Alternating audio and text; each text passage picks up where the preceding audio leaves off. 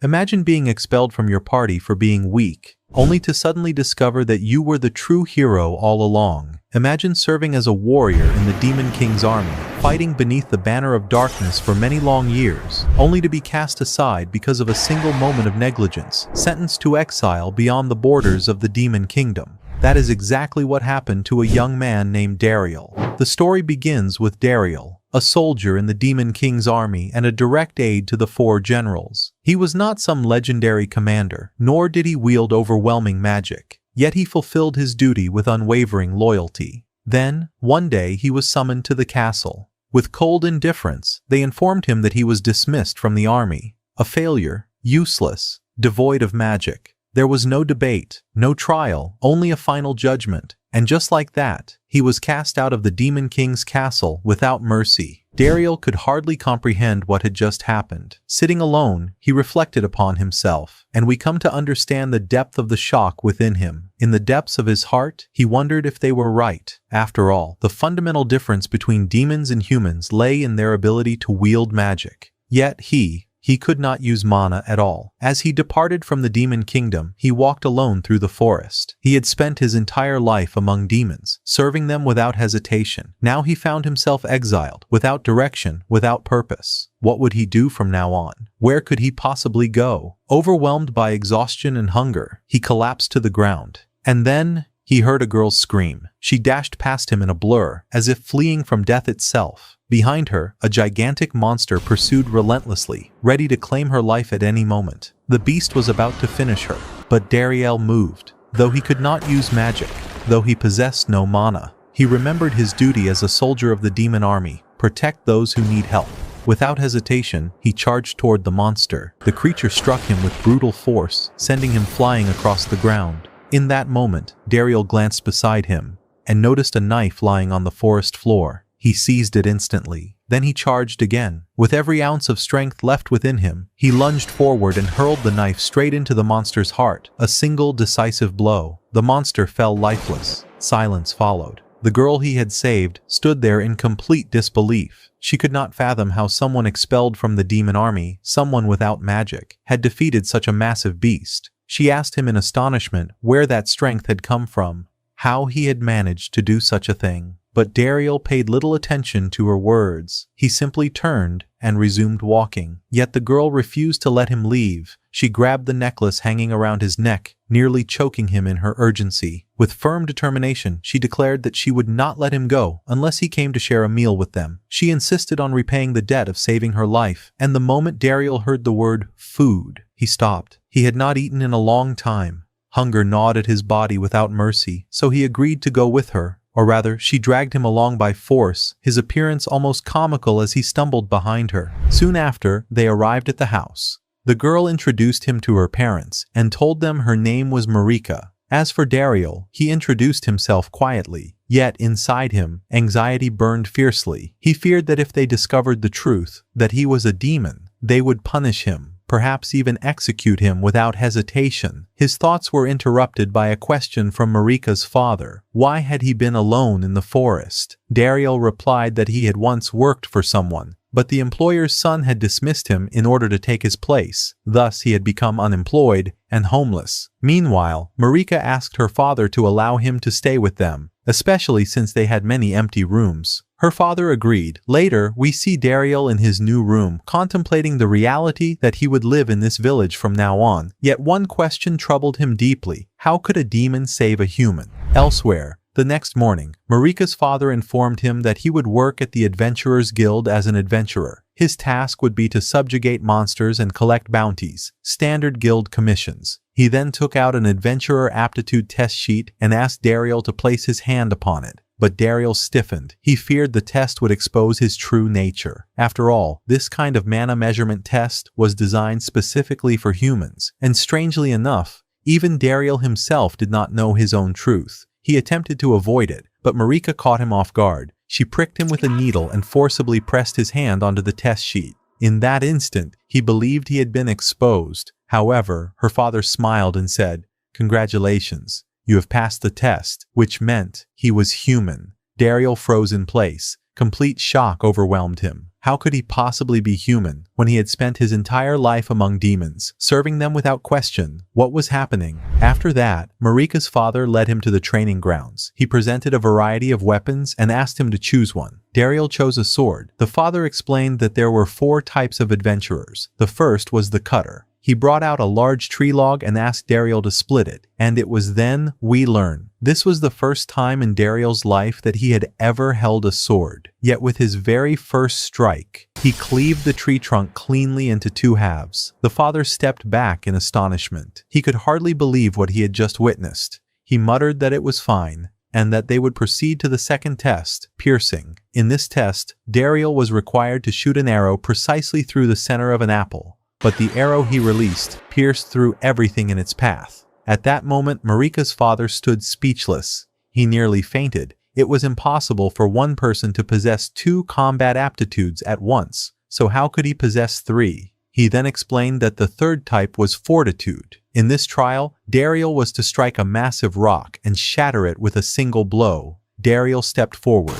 He struck. The rock crumbled completely. Now Marika's father began to suspect that what was happening defied natural talent. This was far beyond ordinary ability. It was as if some hidden stat or latent skill had awakened. Then Dariel proceeded to the 4th test, and passed it as well. And thus, we come to understand that our protagonist possesses all 4 combat aptitudes. Marika's father, overwhelmed by shock, could hardly believe what he had witnessed. He declared that this was the rarest case he had encountered in his entire life, and advised Dariel to officially register as a full-fledged adventurer at the city's Adventurers Guild. But Dariel refused. He said that all he desired was a quiet life, free from conflict, free from headaches, far from the endless struggles of war and battle. The following day, Dariel received his first guild quest, subjugation of a designated monster. He completed it with ease. However, a young man named Gashida appeared and began mocking him for his low rank within the guild. In order to prove his own strength, Gashida accepted a far more difficult quest. Yet Marika's father advised Dariel to ignore him, explaining that Gashida was impulsive and still lacked maturity. Afterward, he promoted Dariel's rank. Everything proceeded smoothly. Then he handed him several illustrated sheets depicting medicinal herbs and instructed him to gather them from the forest. An herb collection quest, a standard gathering type commission. When Marika learned of the mission, she insisted on accompanying him.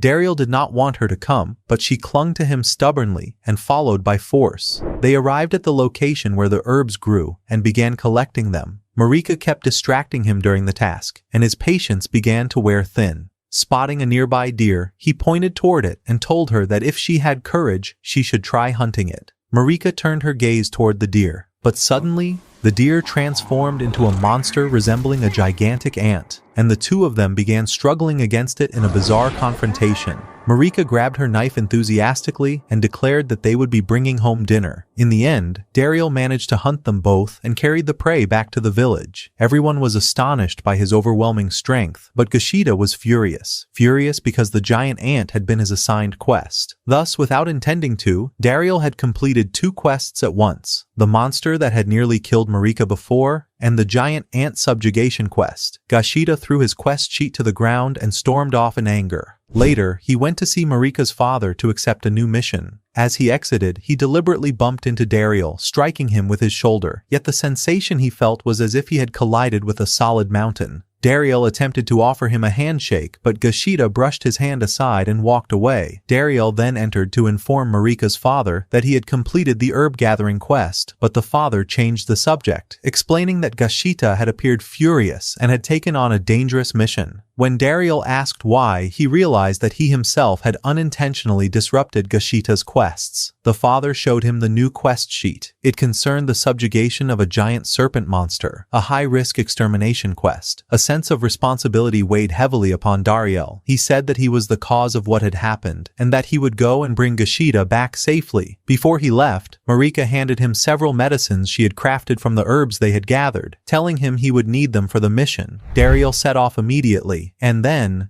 he saw Gashida running in terror, the giant serpent pursuing him relentlessly from behind. Dariel stepped into its path, preparing to confront it, but the serpent bypassed him and continued chasing Gashida. Drawing his arrows, Dariel fired at the creature. Yet the arrows seemed to have no effect against its hardened scales. The serpent was about to kill Gashida, but Dariel's presence changed the equation. He charged forward with his sword and delivered a powerful strike against the serpent. The serpent halted. Then its fury ignited. With savage aggression, the giant serpent lunged at Dariel. He raised his sword and used it as a shield to block the attack, but the sheer force of the impact shattered the blade in his hands. In the very next instant, Dariel grasped a fragment of the broken blade and charged forward, delivering a direct strike. The blow was devastating. The serpent's body tore apart from the overwhelming force, a power beyond reason, far exceeding the limits of any ordinary adventurer. It was as though an abnormal combat stat had manifested at its peak. Afterward, Dariel hurried toward Gashida and discovered that he had been bitten by the serpent. Without delay, he took out the medicinal herbs Marika had given him and began treating the wound swiftly, preventing the poison from spreading through his body. Gashida stared at him in disbelief and asked where he had learned such skills, considering he was merely a low-ranked adventurer. Calmly, Dariel replied that he had learned these techniques during the herb-gathering quest. At that moment, Gashida began to cry. He confessed that he had hated Dariel for no reason, and that without his intervention, he would have been dead by now. The two of them returned to the village. Elsewhere, Marika had prepared a celebratory feast in honor of Dariel's safe return and urged him to eat without worry. Then suddenly, Gashita entered. He stood before everyone and declared that he owed his life to Dariel. When Marika's father asked what had happened in the forest, Gashita told them the entire truth, that it was Dariel who had saved him. Silence fell over the room. As for Dariel, his mind drifted far away. He began thinking about the four generals within the demon kingdom. He wondered what they were doing now, and why he still found himself thinking about them, even after they had cast him out without mercy. Perhaps it was because his years of service to them had not merely been duty, they had been his entire life. Meanwhile, we shift our focus to the four generals. Within the demon kingdom, the four generals were facing a genuine crisis. They had failed to find a competent aide capable of replacing Dariel. They tried appointing someone else, but he was swiftly dismissed as well after providing incorrect intelligence that led to the failure of an operation, resulting in a crushing defeat for one of them at the hands of the hero's party from the human side. A party of nearly equal rank, but aligned with the opposite faction in this ongoing war between the Demon King's army and humanity. Tensions escalated among the generals. Arguments broke out over repeated mistakes and over the absence of someone capable of managing logistics and strategy with the efficiency that Dariel once provided. At that moment, one of the generals, the only woman among them, declared that they could not continue without him. She insisted that expelling Dariel had been a mistake from the very beginning. She affirmed that he had always executed every task flawlessly, never once hindering their operations. And thus, we come to understand, she harbored special feelings for him, unlike the other generals who held resentment and disdain toward him. But one of them interrupted her angrily, demanding that she never mention that wretch again. He was the one who hated Dariel the most. The argument intensified until the chamber descended into complete chaos. Elsewhere, we return to Dariel. In the village, everyone treated him with respect and seemed genuinely happy to have him among them. For the first time in his life, he felt at ease. One day, he set out to complete his guild commissions. Gashida accompanied him, still relentlessly pestering him, and Marika was no less persistent. Patience. It was something Dariel required in great abundance. After that, Dariel approached Marika's father and asked about the many abandoned houses scattered throughout the village. The father let out a long sigh and said the story was both old and complicated. He called out to his daughter to bring the map, but she did not respond. She was sitting alone, crying. Dariel walked over and asked her what was wrong. She admitted that she felt sad about her previous behavior and that she was afraid he might leave and disappear from her life. Dariel reassured her gently. He told her he had no intention of going anywhere. However, he did ask her to lessen her constant pestering, at least a little. Marika calmed down and brought the map. Then her father began to explain. Everything happening in the village was connected to the nearby mithril mine. Mithril was an extremely rare element used to forge exceptionally powerful weapons, a strategic metal whose importance to demons rivaled any vital resource, because mithril could be crafted into weapons capable of storing magical energy. Mana itself, a devastating war had erupted between humans and demons over control of that mine, and this village had been the battlefield. In the end, the demons emerged victorious and seized complete control of the mine. The humans attempted to reclaim it many times, but every effort failed. Eventually,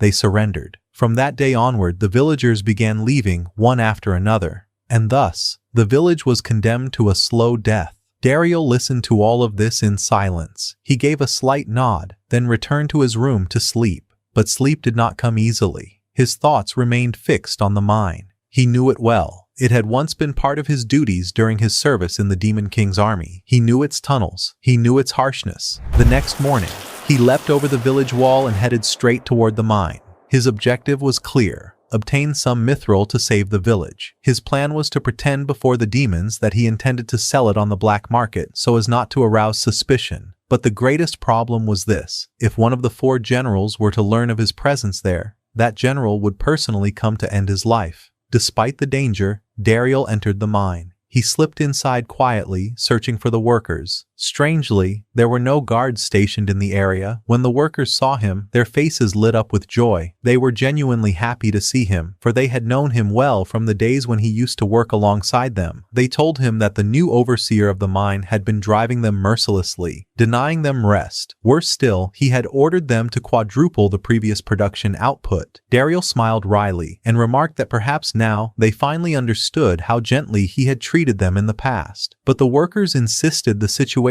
was far worse than that. Even the soldiers who once guarded them had been withdrawn under the pretext of reducing costs. A pang of sorrow struck Daryl's heart. He wanted to help them in any way he could, but at that very moment, a group of soldiers arrived to collect the production. Daryl quickly concealed himself. The new overseer stepped forward, examined the accumulated mithril, and said sharply, "This is not the required amount. Where is the rest?" One of the workers responded that what he demanded was impossible. They could not produce 4 times the former output. This was already the limit of their capacity. The overseer's anger ignited. He called them useless, mere trash. At that, one of the workers, overwhelmed by humiliation and rage, grabbed a nearby tool and struck the overseer on the head. Tension exploded in the air. The workers collectively declared that they would no longer labor under such tyranny. The overseer immediately ordered the accompanying soldiers to kill them all. The soldiers began chanting offensive spells. Mana gathered in their palms, glowing intensely as they prepared to unleash magical attacks. And then, Daryl intervened. He dashed forward, pulling the workers out of harm's way while keeping his face concealed. He shouted at the soldiers, condemning them for attempting to slaughter unarmed laborers. The overseer demanded to know who he was and why he dared interfere. Daryl replied that he was a human adventurer, and that if they did not withdraw immediately, they would all be defeated. Meanwhile, the overseer scanned the area with suspicion. He muttered about a soldier who had once been marked with a distinctive insignia, demanding that whoever had taken him should return him at once. For a brief instant, Daryl froze. His mind raced. He needed to remove the mark that could expose him.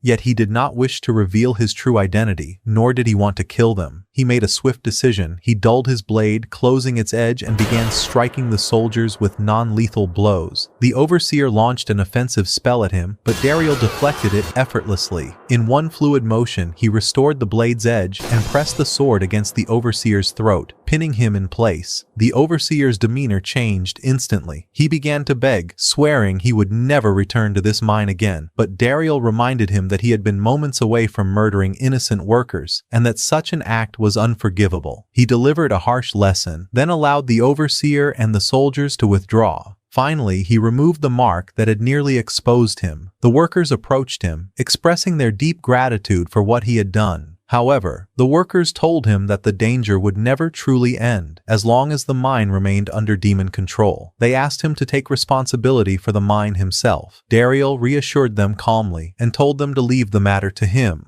Afterward, he returned to Marika's father and quietly informed him that the mine had been reclaimed. The man nearly collapsed from shock. What Daryl had accomplished was no simple feat. It was something no ordinary human could have achieved. Then Daryl made a clear request that the workers be placed under his protection. The father hesitated, reminding him that the mine had belonged to the demons. But since Daryl himself had asked, no one would dare touch them. He even declared that he would dispatch adventurers from the city's Adventurers Guild to formally guard the mine. And thus, The mine returned to human control. The workers' conditions improved. The village began to flourish once more, and people gradually returned one after another. Marika's father thanked Daryl sincerely, telling him that all of this was thanks to him, that he was a true hero, and that he did not know how to repay such a debt. Elsewhere, General Bashbarza sat speaking to his parrot, while the bird continuously praised him, declaring him the greatest general in the world. At that moment, General Zebiantes entered and informed him that there was troubling news. She noticed a strange sphere beside him and asked about it. He explained proudly that it was a magical weapon crafted from mithril, a bomb capable of storing an immense quantity of mana. He had previously used it in the war against the hero's party, and thanks to it, he had become the greatest general in history. However, she warned him that such a weapon required an enormous amount of mithril. He smiled confidently and replied that the mine belonged to them, and that he had ordered the workers to produce 4 times the usual output.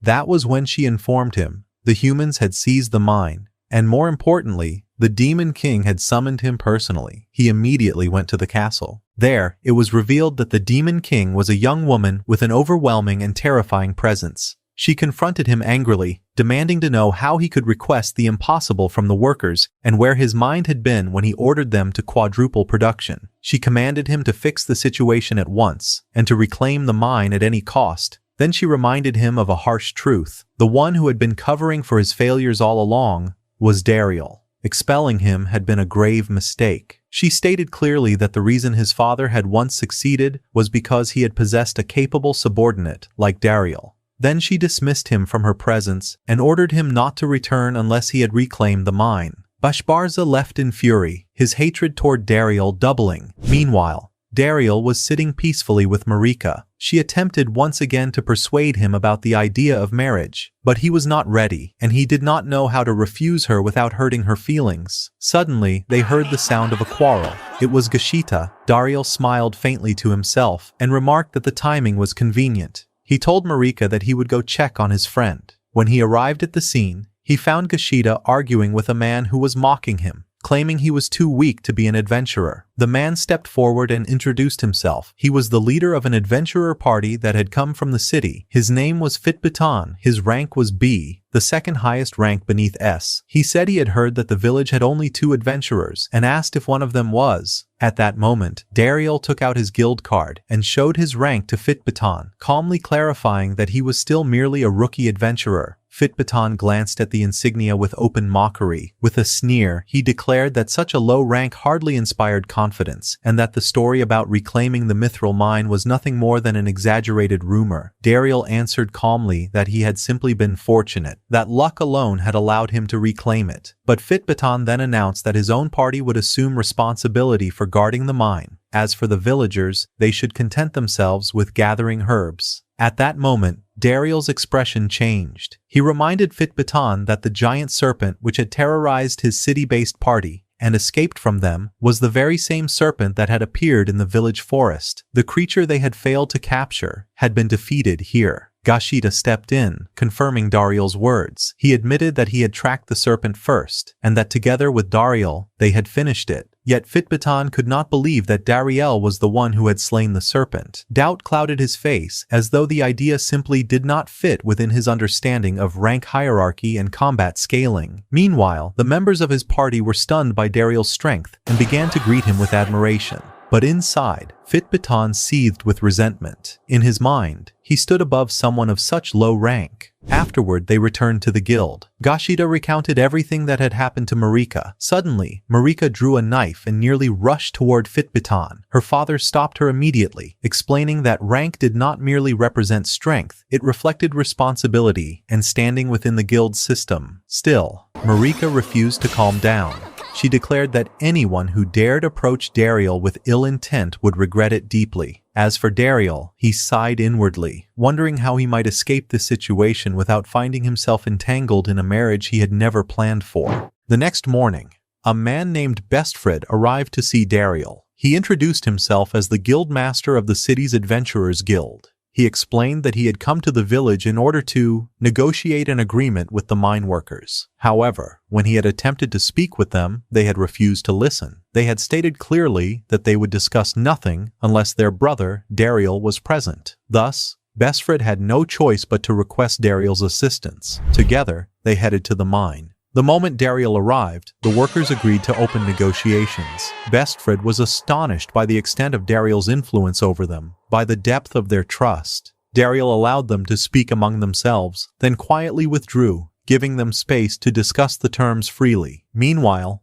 on his way back, Dariel encountered Fitbatan and his party. But suddenly, the emblem of the Demon King's army appeared in the sky. A resounding voice called out to the workers. The voice was familiar to Dariel. He rushed toward its source, only to find a group of Demon King's soldiers. Their leader was casting a barrier spell, preventing Dariel from approaching. But Dariel recognized the spell's signature. He smiled faintly and said, "How have you been, Rizé?" The moment Rizé saw Dariel, he dispelled the barrier and ran toward him, embracing him tightly. The two sat down to talk. Rizé asked Dariel to return with them to the Demon King's army, but Dariel refused. He told him the truth, that he was human, and that this secret must remain between them. He explained that the villagers had helped him and accepted him as one of their own, and that he could not abandon them. Dariel then asked the reason for his visit. Rizé replied that the Demon King had sent him to negotiate with the workers regarding the mithril. He tried once more to persuade Dariel to return to the army, but Dariel remained firm. At that, Rizé grew angry and cast a spell in an attempt to take him back by force, yet Dariel nullified it effortlessly. Then he proposed a middle ground. Instead of seizing the mithril by force, the demons could purchase it. And so, Dariel brought Rizé to Bestfred to present the idea of trade instead of war. Bestfred listened carefully, then replied that humans were in desperate need of mithril themselves. How could they possibly hand it over to demons? Calmly, Dariel answered that the alternative would be the outbreak of another war between humans and demons, and in such a war, everyone would lose. At that moment, however, Fitbatan intervened. With sharp defiance, he declared that not a single piece of mithril would be given to demons. If they wanted it, they could take it by force. He drew his weapon and charged at Rizé, but Dariel stepped in at the critical moment and blocked the attack. Bestfred's anger flared. He reprimanded Fitbatan, reminding him that he was merely assigned as a guard for this mission and had no authority to act beyond orders. After a brief but tense exchange, Bestfred agreed to the proposal. Formal negotiations between him and Rizé began. As for Fitbatan, he remained silent, but inwardly he was seething. After the agreement was concluded, Dariel thanked Rizé, explaining that he did not wish for war to return once more. Then everyone dispersed, but along the way, Fitbatan intercepted him again. With open sarcasm, he thanked Dariel for his efforts thus far, adding that from here on, matters should be left to B-rank adventurers. As for him, he should go prepare lunch. The provocation was unmistakable. Meanwhile, Dariel sat with Marika's father, who explained that the city adventurers' official mission had been to guard the mine.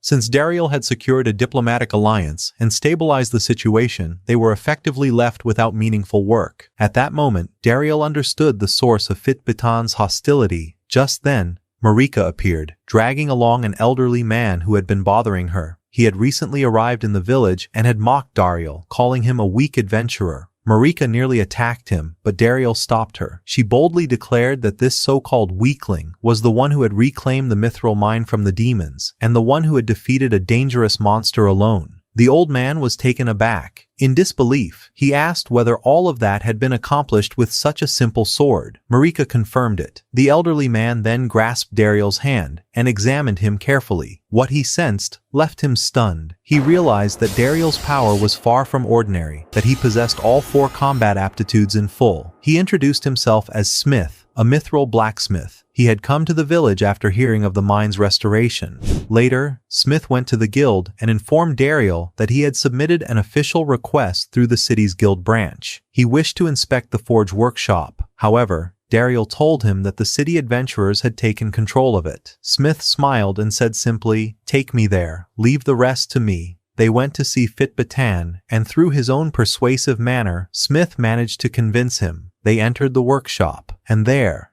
an important truth was revealed. Whenever blacksmiths attempted to shape mithril, it would melt unpredictably during the process. It was as though handling it required a rare and specialized technique. Smith examined the metal with a master's eye. Then, quite simply, he taught them the correct way to work mithril. He explained how it must be heated precisely, how it should be hammered without disturbing its magical properties, and how the balance of mana within it must be preserved. Afterward, he forged a sword for Dariel from the rare metal. Dariel gripped the blade and tested it. With a single strike, he split a tree trunk apart with astonishing ease. The sword's power was on an entirely different level, a refined weapon infused with stabilized mana, worthy of a high-tier adventurer. Inside, Fitbitan trembled, and he immediately asked Smith to forge a weapon for him as well. But Smith lightly struck him in a sensitive spot and told him to wait his turn. Then, quite suddenly, he announced that he was retiring from the profession, and he walked away. Afterward, Smith led Dariel away from prying eyes. He took the sword from his hand and examined it seriously. He said that his lifelong dream had always been to find someone strong enough for him to forge a weapon unlike any ever made before, and one that no one would ever be able to replicate. Then he asked Dariel to accompany him, and to forget about that sword. He would create something far greater. Dariel warned him that Fitbitan would never allow him back into the workshop after what had happened. But Smith calmly pulled out a piece of mithril from his pocket and said he had prepared for every possibility. And indeed, his disciples soon arrived, bringing with them a portable forging furnace specially designed for blacksmithing. However, activating it required magical energy. Smith asked Dariel to power it, and here lay the problem. Dariel possessed no magic. He could not use mana, so he went to bring Ryo to assist them. Ryo looked at them in confusion. He pointed out that he was a demon, yet they were asking him to help forge a weapon that might one day be used against demons. Smith replied that it was not as he imagined. The weapon would be for Dariel, and Dariel would never fight the demons. He was not that kind of person. After a moment of silence, Ryo agreed to help. Smith smirked and said mockingly that they would begin at once. Ryo snapped back that he was a demon, not some minor spirit,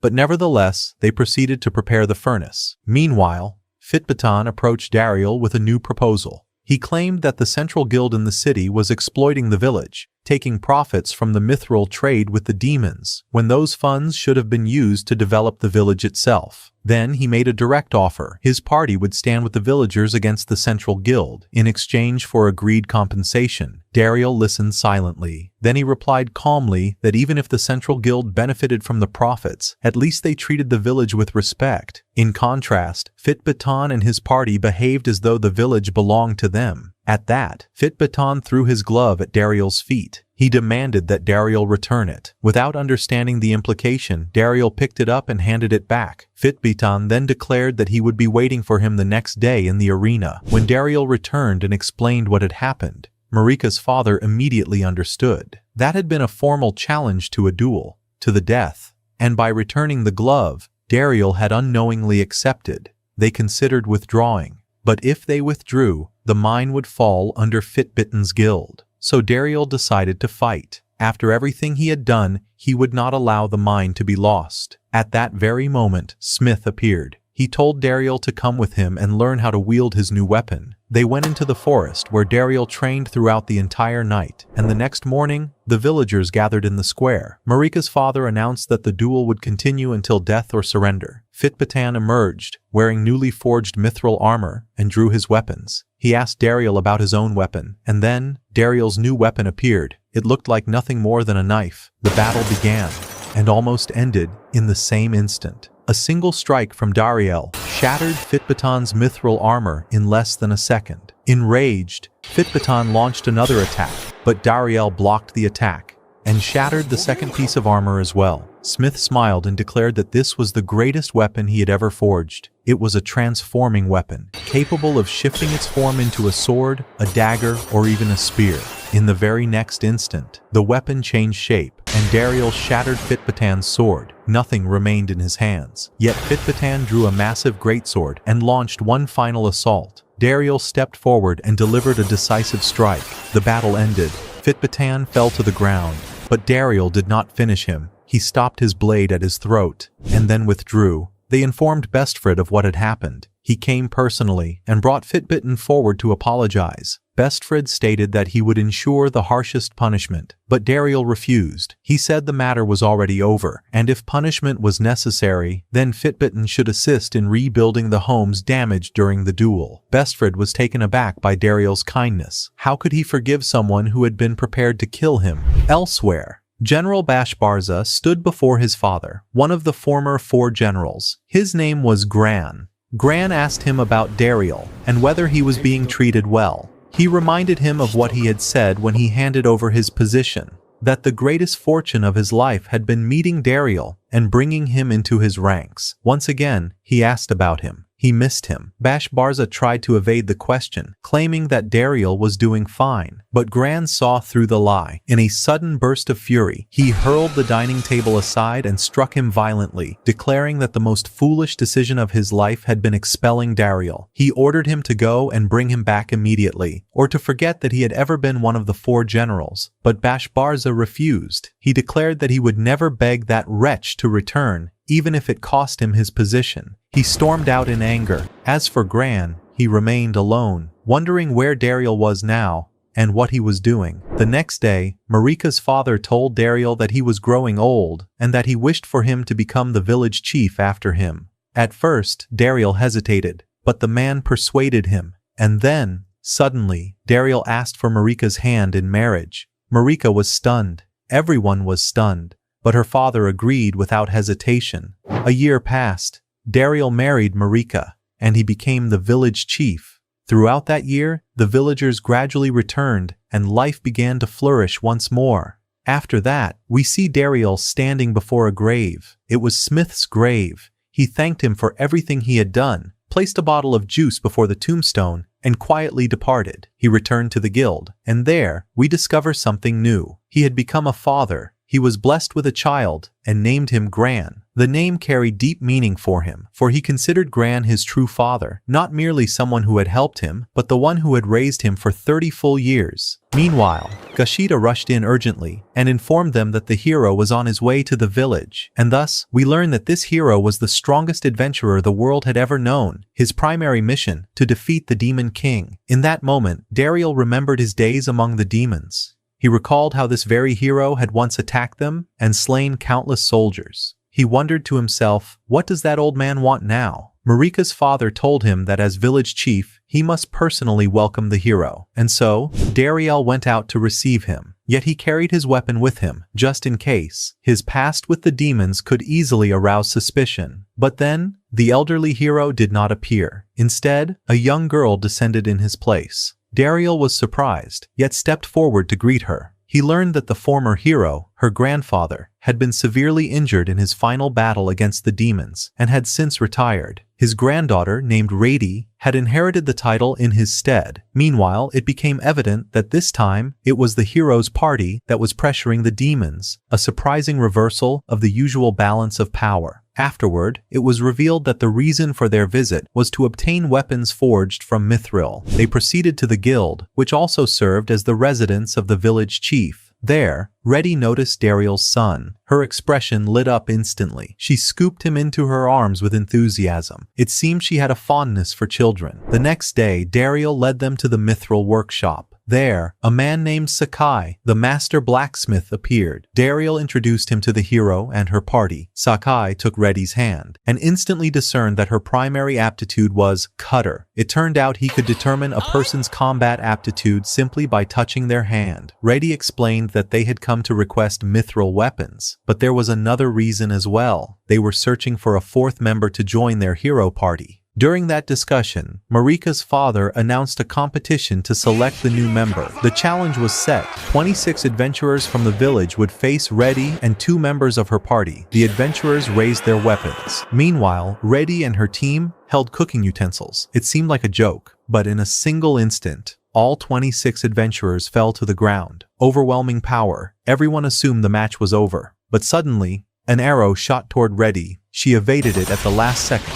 The one who fired it was Gashita. He prepared to attack again, but Redy was about to deliver a decisive blow. At the critical moment, Dariel threw an apple at her, halting her charge before she could injure Gashita. The fight stopped. Gashida approached Dariel, admitting that his life would have ended if not for his intervention. But Reddy was not finished. She turned to Dariel and challenged him to a one-on-one duel. He refused. He said he had retired from adventuring a year ago and had become the village chief, but Reddy was unconvinced. She attacked him, insisting that he was the strongest person in the village. Dariel pressed down on her staff with his foot, attempting to stop her advance. Yet she attacked again. He retreated, evading her strikes. Then Dariel leapt to the top of a hill, hoping to end the confrontation without escalation. But Reddy followed. She looked at him seriously and declared that he was stronger than she had expected. Therefore, she would now face him with her real sword. She prepared to unleash her strongest technique. But in a fleeting moment, Dariel struck her and sent her flying back, ending the duel entirely. A decisive victory, without theatrics. Afterward, Reddy's party began pleading with him to join them. They were convinced that his presence would shift the balance of power in their favor. Meanwhile, Gashida and Marika's father feared that he might accept and leave the village. Their anxiety was evident, but Dariel did not hesitate. He would never betray the people who had embraced him and stood by his side. He refused the offer and walked away. Later, he was feeding his son, Gran,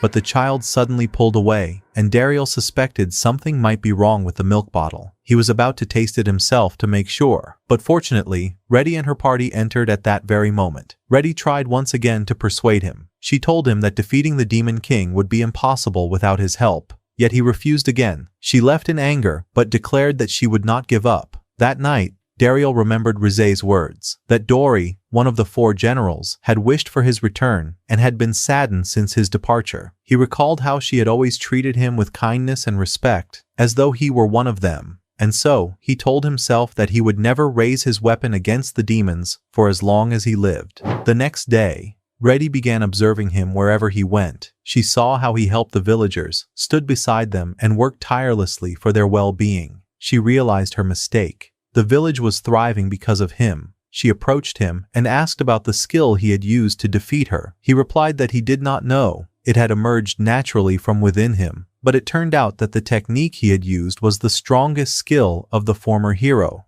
her grandfather. And even more astonishing, Dariel had mastered it without any formal training. She looked at him in disbelief and asked who he truly was. Suddenly, she attacked him with her sword, but Dariel evaded the strike in less than a heartbeat. She told him that it felt as though he predicted her attacks before they even happened, that he was no ordinary man. She attacked him again, insisting that he must stand with them in the coming war against the demons. But Dariel responded calmly. He told her that demons do not attack humans of their own accord. They only defend themselves when the hero and his party invade their territory. And then, the truth was revealed. The former hero had once lived peacefully with his wife and his only son. But one day, when he returned home, he found his wife and child dead, and the one responsible was one of the former 4 generals of the Demon King. From that day forward, the former hero swore to destroy every demon he encountered.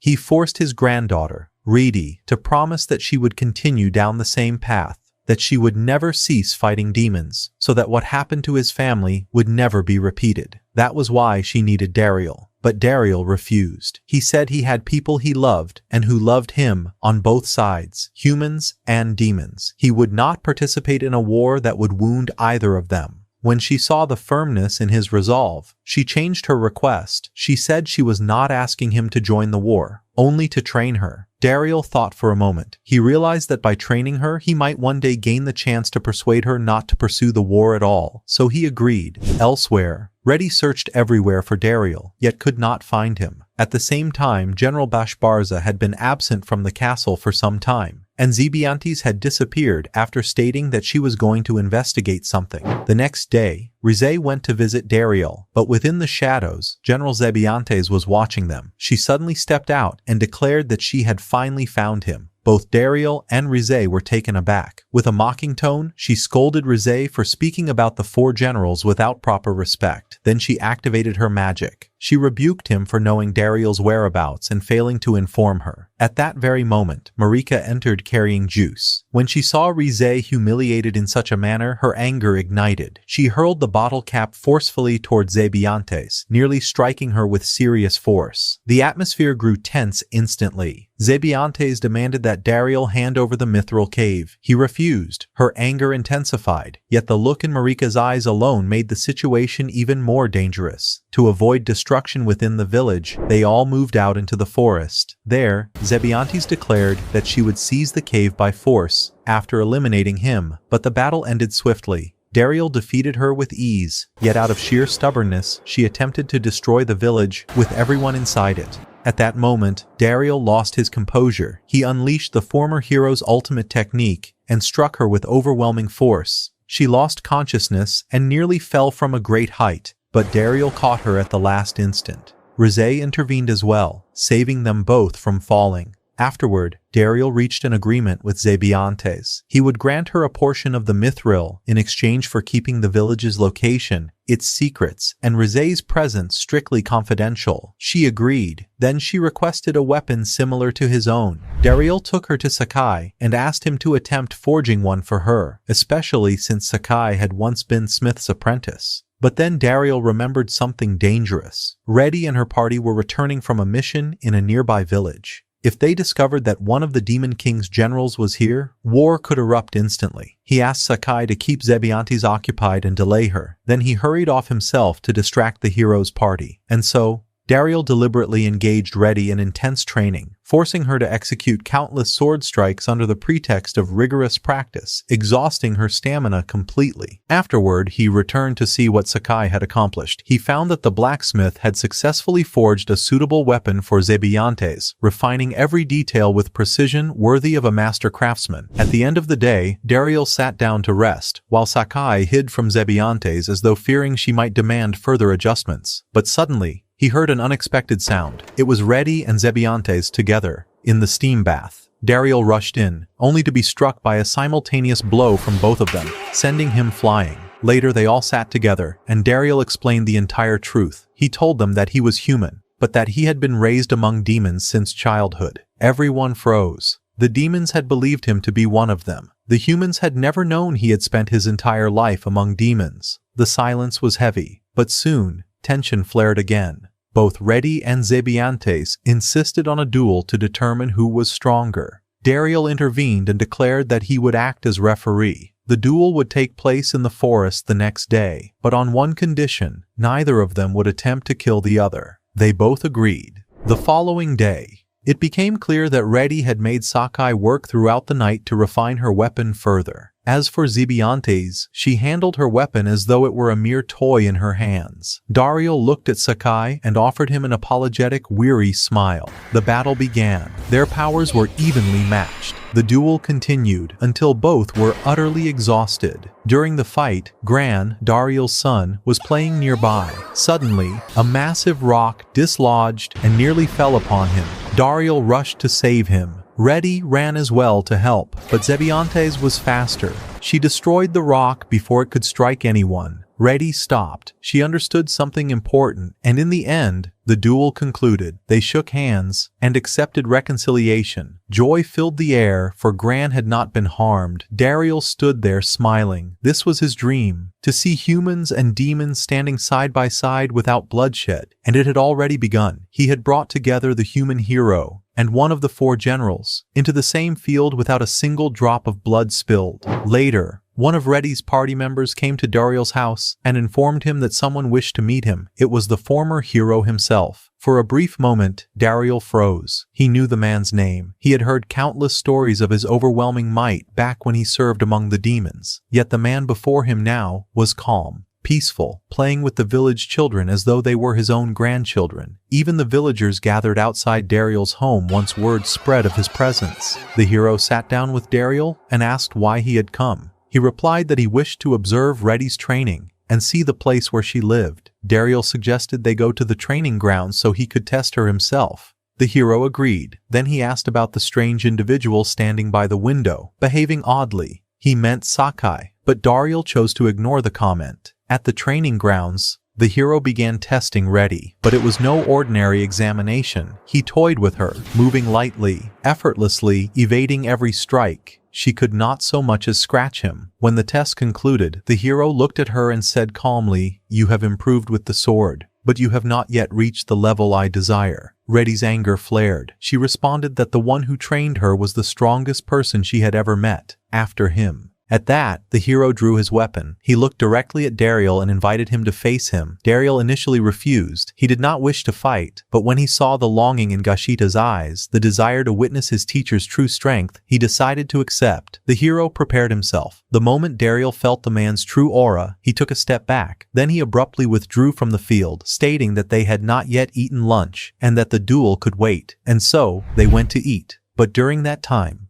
Zebiantes secretly used her magic. She summoned a piece of cloth from a distance, yet the hero sensed her presence instantly. In a flash, he aimed his weapon at her. A swift strike pinned her to the wall. He approached her, drew his dagger, and coldly declared that she was a demon, demanding to know what she was doing there. He was about to finish her, but Daryl intervened at the last second. He blocked the strike. He tried to explain the situation, but the hero would not listen. The hero shattered the wooden barrier separating them and lunged toward Zebiantes once more. Daryl moved quickly and attacked from behind. The hero leapt high into the air, evading the strike, then turned mid-air to continue his assault. He unleashed one of his powerful combat techniques. The very ground cracked under its force. Daryl responded instantly. He transformed his weapon into a rope and pulled Zebiantes out of the attack's range. The hero's fury intensified. He advanced toward them, preparing to use his strongest skill. At the decisive moment, Daryl used the very same technique. The two powers collided. A massive explosion shook the entire area. But the hero was not satisfied with that. He surged forward toward Daryl and Zebiantes, intending to end it with his own hands. Reddy attempted to stop him, but he ignored her completely, as though she did not exist. He stopped before Daryl and demanded sharply, "Why are you protecting this demon? Are you one of them?" And at that moment, Daryl revealed the entire truth. He said that he had been raised among demons, that he knew well that some of them were weaker than humans, and that among them were those who sought peace, just as humans did. Then he added, "You cannot condemn the entire basket because of one rotten apple. If a demon had killed his wife and son, then that was the crime of one individual, not an entire race." Silence fell. Daryl's words began to pierce the hero's heart, and the scene shifted, without revealing what happened next. Elsewhere, we move to Gran. He stood before the Demon King, but the Demon King's form changed. It transformed into a majestic black dragon. During their exchange, Gran requested that Bashbarza be stripped of his position as general, for Bashbarza had not only caused repeated trouble, he had isolated himself for an entire year within his chamber, and it seemed he was planning to ignite war between humans and demons once more. The Demon King agreed, but he stated that the decision was not for the sake of the race, but for Gran himself. He accused him of harboring anger toward his son, seeking to punish him indirectly because Bashbarza had expelled Daryl. Then he reminded him of a truth he already knew, that he loved Daryl, the son he had found and raised, more than the son of his own blood. And then, we return to the past. When the war between humans and demons reached its peak, a general named Fitbatan fell in battle. He had been a close friend of Gran. Before his death, he asked Gran to go to a certain place, for he had left something there. After the war ended, Gran walked across the blood-stained battlefield, heading toward that location, and there, he found a baby. That child was Daryl. Gran lifted him in his arms, joy filling his heart. He gave him the name Daryl, and he decided to raise him as his own son. We return to the present. Gran told the Demon King that both of them were his sons, Daryl and Bashbarza alike. The Demon King replied, "Go to Lux village in the south. You will find your son there, but he will likely not return with you. He has already settled among the humans." We return to Daryl.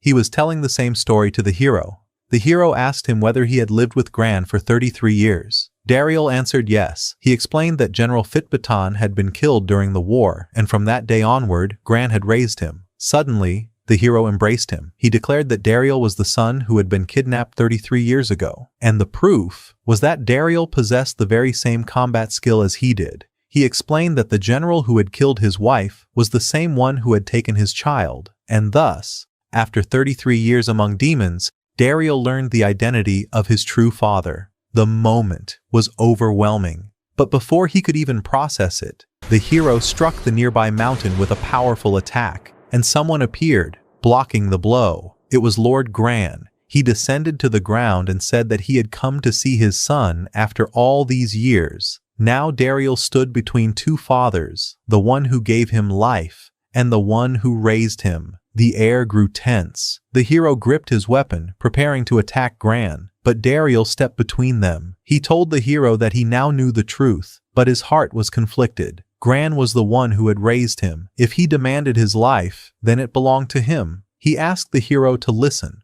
just once. The hero calmed himself out of respect for his son's words. Gran stepped forward and admitted that his friend Fitbitan had committed an unforgivable sin. He declared that he was willing to bear full responsibility and that the hero could pour upon him all the hatred he had carried for 33 years. The hero raised his weapon. Gran prepared himself as well. The clash was imminent, but suddenly, Marika appeared and splashed hot water over both of them. They froze instantly. She scolded them, asking how two grandfathers could even think of fighting while the baby might wake from the noise. Both men stiffened. Grandfathers? They looked at each other in astonishment, then at Dariel, and when they realized he had become a father, faint smiles appeared on their faces despite everything. In that moment, Dariel told Gran that his life was here now, in this village, because I cannot return to serving the demons again. My life is here now. Then Dariel turned to the hero and said calmly that they might never be able to live as father and son in the way they should. But this child was his grandson. He stood right before him. The hero could leave hatred behind and spend the rest of his life with his son and grandson instead of continuing an endless war. He asked him to leave the demons in peace.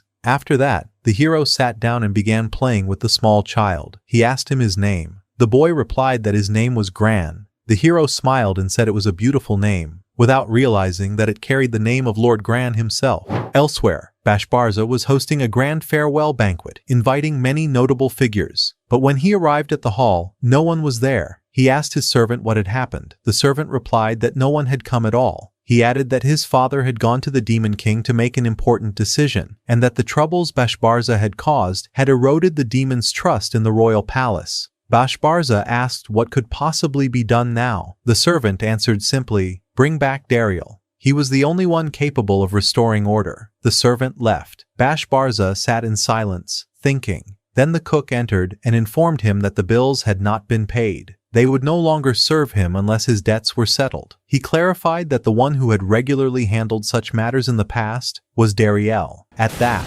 Bashbarza's fury exploded. He shouted, demanding to know why Dariel's name appeared in everything. In a fit of rage, he destroyed the surroundings. He stormed out, muttering that he would personally take revenge on Dariel. Meanwhile, Gran and the hero were laughing joyfully as they played with their grandson, but the child began to cry, as they had been teasing him during their play. Marika picked him up to calm him. At that moment, Rize contacted Dariel. When the child heard his voice, he called out excitedly. Dariel handed the communication device to Gran so he could speak. The boy said that someone had started bothering him. Rize asked sharply, "Who is bothering you? Give him to me. I will end this immediately." The elder Gran took the device from the child and asked coldly, "And who are you?" Rize answered with pride that he was the royal envoy of the Demon King, and that he would personally come to teach him a lesson for daring to trouble Gran. The elder Gran replied in a chilling calm, "Then come, or allow me to introduce myself. I am Lord Gran, and when I return to the kingdom, we will speak." In that instant, Rize's voice changed. He froze. He realized he had stepped dangerously close to the edge of destruction.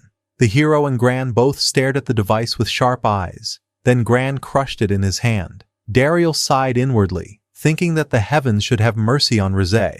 Afterward, they sat together, spending quiet time like a true family. Galen, Marika's father, entered and joined them, though he appeared visibly tense in the presence of the hero and the demon lord. In a sincere moment, the hero thanked Gran for taking care of his son all those years, and thus began the first genuine understanding between a human hero and a demon lord. Dariel watched them, his heart filled with hope. The next day, they spoke about the Demon King, that he was immortal, the first Demon King in history, and that he did not die. But suddenly, Gashita and Fitbitan rushed in. They reported that the mithril mine was under attack. Dariel moved immediately and asked Zebiantes to transport them swiftly. When they arrived, they saw a massive fire dragon encircling the mine. Gran ordered Zebiantes to set them down at a distance, so they would not be endangered if it approached. Dariel was informed that the workers were still inside the mine. Without hesitation, he rushed forward, ignoring the dragon entirely. The hero followed him, saying that he would not lose him again after finally finding him. Outside, the hero's party began confronting the dragon. Zebiantes joined the battle, attack after attack, yet the dragon did not suffer even a scratch. Then, it unleashed a colossal wave of flames toward them. The heroes raised their defensive barrier and withstood the inferno. Gran shouted at them, "Do you truly believe you can bring down a salamander with weapons like that?" We returned to Dariel and the hero. They reached the entrance of the mine, where the workers were trapped beneath collapsed debris. Suddenly, the salamander appeared behind them. The colossal fire dragon had coiled around them in silence. In a single instant, Dariel and the hero launched a joint attack. Their techniques struck the beast's body simultaneously, and for the first time, visible damage was inflicted. The salamander recoiled. Then Dariel stepped forward and stood firmly before it. He extended his hand and declared that they did not wish to harm it. Strangely, the salamander calmed. It looked at him for a long moment, then withdrew and left the area. Silence followed.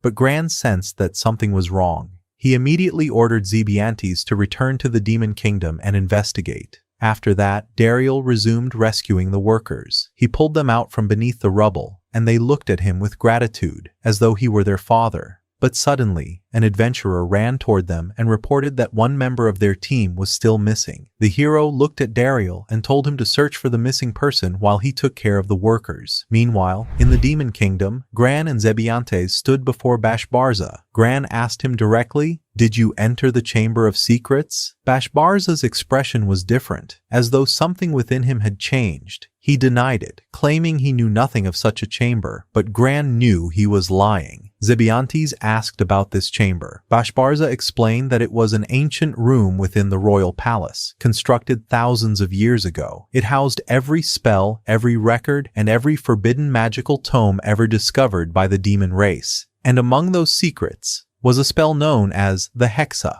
the most powerful magic ever known to demons. For that very reason, the chamber had been built to preserve such knowledge, or rather to isolate it, so that it would not fall into the wrong hands. If used, it could destroy the entire world. Gran asked him directly, "Are you the one controlling the salamander?" This time, Bashbarza answered yes. He said that he had seen in Gran's eyes an alliance with humans, and asked him whether he too intended to betray the demon race. But Gran answered firmly. He told him that he had used the forbidden Hexa spell, a magic that devours the mind and gradually drains the body's life force, condemning its user to a slow death. And the moment Dariel's name was mentioned, Bashbarza lost control. He shouted his name again and again, declaring that he would eliminate him once and for all, and destroy the village along with everyone in it. Gran rushed to stop him, but Bashbarza summoned the salamander and sent it toward the village to annihilate it entirely. We returned to Dariel. He was inside the cave with two workers when the entrance suddenly sealed shut.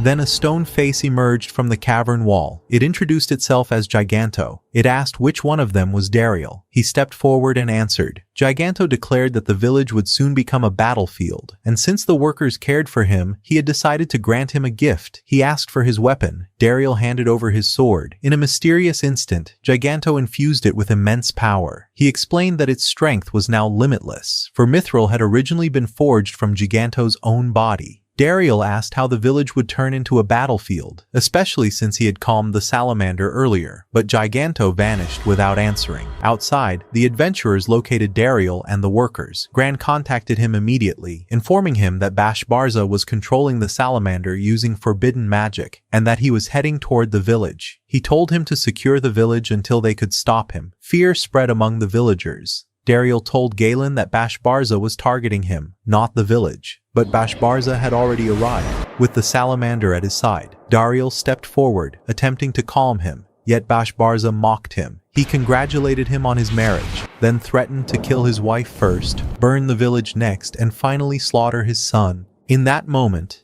fury ignited in Dariel's heart. He swore inwardly that this would end now. Bashbarza unleashed the salamander to incinerate the village, but Dariel pulled the dragon back with his sword. The blade's power had multiplied. Its size expanded, its form shifting freely. Zebiantes and Gran arrived. Dariel ordered them to handle the salamander, while he faced Bashbarza alone. He drew him away from the village. Bashbarza laughed, claiming he would continue controlling the salamander no matter what. But Dariel looked at him steadily and asked, "Why do you want to kill me?" What have I done for you to hate me this much? With burning eyes, Bashbarza answered. He sought eternal peace between demons and humans, but such peace could only be achieved through overwhelming force, and it would begin with killing Dariel, the first mistake he had ever made. After that, he would eliminate all human heroes, and the wars would end forever. Dariel replied firmly, "As long as I live, I will not allow you to harm anyone." In the next instant, they charged at each other. The forest trembled, trees shattered, the earth cracked under the pressure of their power. Bashbarza was terrifyingly strong. He overwhelmed Dariel with relentless attacks and slammed him into the ground.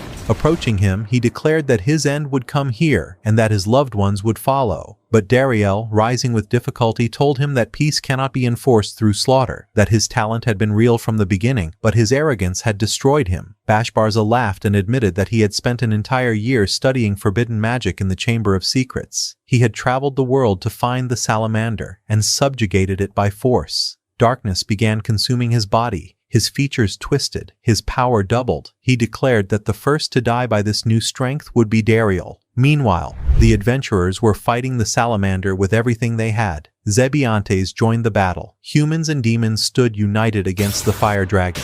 The hero struck with overwhelming might. Gran unleashed his flames to counter the dragon's inferno. The scene was legendary. We returned to Dariel and Bashbarza. They exchanged merciless blows. Bashbarza formed a massive dark sun of energy to burn everything to ashes. But Dariel enlarged his weapon and delivered a colossal strike. The blade collided with the dark sun, and the explosion that followed violently devastated the entire battlefield. Even the other adventurers felt the shockwave while they were still locked in battle against the salamander. And in that very moment, thanks to the combined strength of Gran and the hero, the salamander finally fell. But the war was not over. We returned to Bashbarza. His body began to change completely. Darkness consumed him. He transformed into a colossal shadowed dragon and lunged at Dariel, seizing him and smashing him into the mountainside with overwhelming force. He attacked again, but at the final instant, Dariel saved himself by reshaping his transforming weapon, shifting its form to absorb and redirect the impact. Amidst the clash, Bashbarza's mind began to unravel. Memories surfaced. He remembered the day Gran brought Dariel to the palace. He remembered the jealousy that had burned inside him, the belief that his father loved Dariel more than him. At that moment, Dariel spoke in a steady voice. "That never happened. Your father loved both of us equally." Bashbarza froze. How had he heard his thoughts? Even Dariel himself did not understand how it had happened. There was no time to think. Dariel lunged forward to strike him, but Bashbarza seized him again. Through the pain, Dariel spoke. "I was just like you, confused, frustrated, unable to use magic. I didn't even know whether my parents were alive or dead. I had no family. Until I met you, I chose to support you, to stand by your side until the end. But you destroyed everything. You cast me out of my duty, and from the family that was my entire world." The darkness began to fade from Bashbarza's body. He fell to his knees, grief-stricken, regretful for everything he had done to Dariel. Dariel approached and extended his hand. "Let's forget the past and start again." Suddenly, the forbidden magic seized control once more. The black sun he had created revived the salamander. In an instant, the beast returned stronger than before and attacked the adventurers with multiplied ferocity. Bashbarza felt it. Though losing control of himself, he rushed toward the salamander. He plunged into its body and temporarily seized control. But he knew the control would last only 2 or 3 minutes. He decided to drag it away from the village and detonate himself with it. He was prepared to die. "Forgive me, Dariel. I'm sorry." But before the explosion could occur, someone forcibly tore him out of the salamander's body. It was Gran. Bashbarza shouted at him to step back, warning him he might die in the blast. And in the next instant, Dariel appeared. His power had reached its peak. He unleashed a strike that could neither be blocked nor deflected. The salamander exploded completely. It was over. Gran held Bashbarza in his arms and apologized for everything he had done to him. The father wept. The sun forgave. The sky calmed. At dawn's first light, they all returned to the village. But elsewhere, Bashbarza stood before the Demon King. The Demon King looked at him and said, "You now have 2 choices. Either I end your life here, and your soul suffers for eternity, or you return as a general and repair all that you have ruined. The question seemed simple, but it was a trap. Bashbarza stood in silence for a moment. Then he admitted that he had committed unforgivable sins. He had used forbidden magic. He had entered the Chamber of Secrets. He had harmed many. Therefore, he chose for his soul to suffer as atonement. Because if he returned as a general, guilt would haunt him forever. The Demon King smiled. Your decision proves something important. Had you chosen to return as a general, you would already be dead. But because you chose to bear punishment yourself, your punishment will take a different form. He declared Bashbarza's exile from the Demon Kingdom, just as Dariel had once been exiled. Bashbarza left the palace. Gran was waiting for him. He took him along, and together they went to Dariel's home. There, Bashbarza bowed and apologized for everything he had done. Gran apologized as well. Then Bashbarza lifted little Gran into his arms. He laughed when the child spoke his name for the first time. It was a simple moment, but it dispelled whatever darkness remained. They took a commemorative photo. They sat together, speaking like a true family. And with the rise of a new dawn, Bashbarza prepared to depart. He thanked Dariel for his hospitality. Dariel asked where he would go. He answered that he would begin by repairing the damage he had caused, and then set out on a journey across the world. Dariel wished him well, and thus, Bashbarza began his path anew. And here the tale concludes. If this story moved you, and you enjoyed following it, do not forget to support it with your appreciation, share your thoughts, and until the next journey, farewell.